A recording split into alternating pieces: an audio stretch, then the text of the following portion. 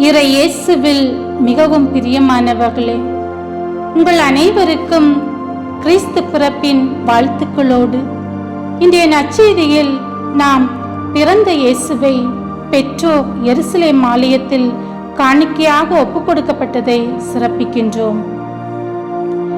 இறைவன் விரும்பும் காணிக்கையாக இயேசுவை வெளிப்படுத்துகிறார் சிமியோன் இறைவாக்கினர். தூய ஆவியால் தூண்டப்பட்டு இவரே புகையினத்தாருக்கு இருளகற்றும் ஒளி என்று அறிக்கையிடுகின்றோம். இதயம் நிறைந்த காணிக்கையை செலுத்தும் போது இறை ஒளி நம்மில் ஏற்றப்படுகிறது, மன இருள் அகற்றப்படுகிறது. நமக்காக மீட்பர் பிறந்துள்ளார்.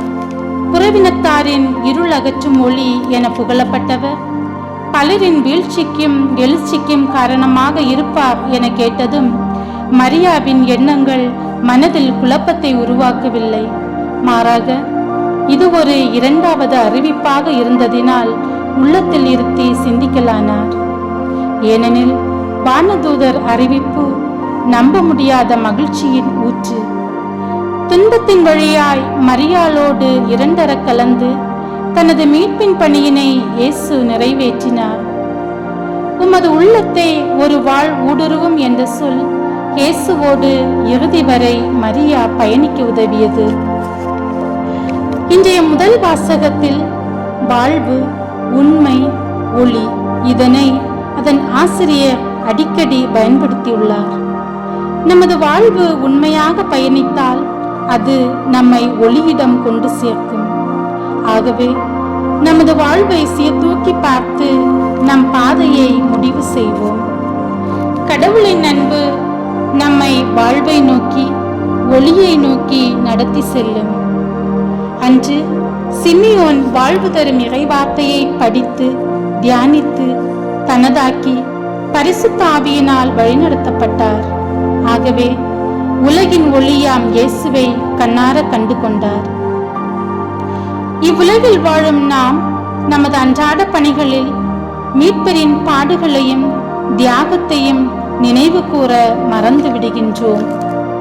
சிமியோனை போல இயேசுவை உண்மையாக அறியவும், மரியாளை போல எத்தகைய தியாகத்துக்கும் தன்னையே கையளிக்க முயற்சி செய்வோம். கடவுளை எனக்கு தெரியும், நான் ஒளியின் பிள்ளை என கூறிக்கொண்டு வாழ்க்கையில் இருளின் செயல்களை செய்தோமெனில் கிறிஸ்துவை பிறருக்கு எவ்வாறு பிரதிபலிக்க முடியும்? சொந்த பந்தம் கடந்த அன்புறவில் நம்மை விதைத்திடுவோம். பிரதிபலன் பாராத மாபெரும் தியாக கடலில் கலந்திடுவோம்.